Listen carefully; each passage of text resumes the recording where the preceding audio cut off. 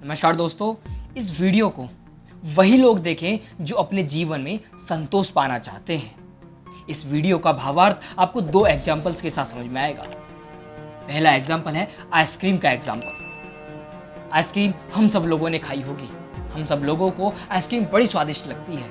इस संसार में दो प्रकार के लोग होते हैं। एक, जिन लोगों की फिलॉसफी, जिन लोगों के जीवन का सिर्फ एक सिद्धांत होता है कि हमारा जीवन एक आइसक्रीम की तरह है। इस जीवन को पिघलने से पहले, रेत में मिल जाने से पहले हमें इंद्रियों का भोग करना चाहिए, ज़्यादा से ज़्यादा एंजॉय करना चाहिए, मौज करनी चाहिए, मस्ती करनी चाहिए। ये लोग सिर्फ मैं और सिर्फ मेरे में जीते हैं। इन लोगों को दूसरे के दुख दर्द से, दूसरे की परेशानियों से दूर दूर तक कोई रिश्ता नहीं होता, कोई नाता नहीं होता है। ये लोग सिर्फ अपनी इंद्रियों के लिए, अपनी मौज मस्ती के लिए जीवन जीते हैं।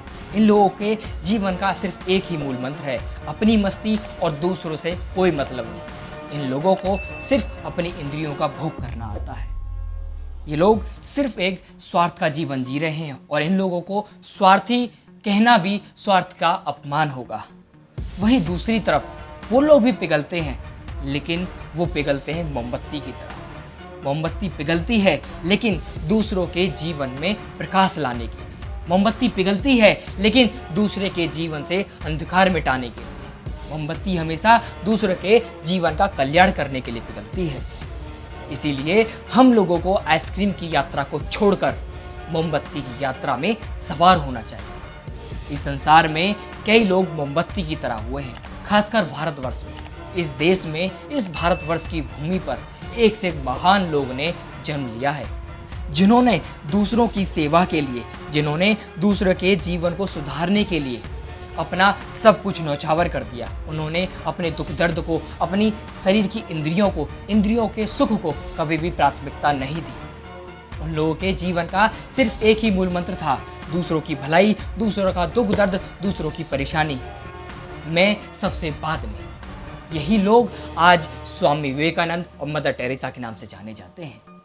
इस भारतवर्ष ने, इस भारतवर्ष की संस्कृति ने इन लोगों को जन्म दिया है और इन लोगों को महान बनाया है।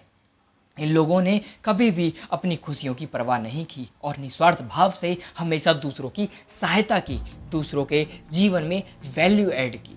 मेरा ये मानना है कि निश्चित रूप से जब हम लोग दूसरों की सहायता करते हैं, जब हम लोग दूसरों के जीवन में प्रकाश लाने का प्रयत्न करते हैं, दूसरों के जीवन में कुछ योगदान देते हैं, तो ये सहायता, ये सेवा, ये योगदान हमारे हृदय को, हमारी आत्मा को संतोष की प्राप्ति कराती है। यदि आप अपने जीवन में सच्चा संतोष पाना चाहते हैं, यदि आप सच्चे सुख का अनुभव करना चाहते हैं, तो चाहे छोटी ही क्यों ना हो, लोगों की मदद करें। इसीलिए मैं आपसे हमेशा कहता हूँ कि लोगों की मदद करें, लोगों की दुआएं कमाते चलें, दूसरों की हमेशा मदद करें। अपनी सैलरी से चाहे तो 5% दान करें, लेकिन दान जरूर करके देखिए, अच्छा लगेगा। मिलते हैं नेक्स्ट वीडियो में, तब तक अपना और अपने परिवार का ख्याल रखें।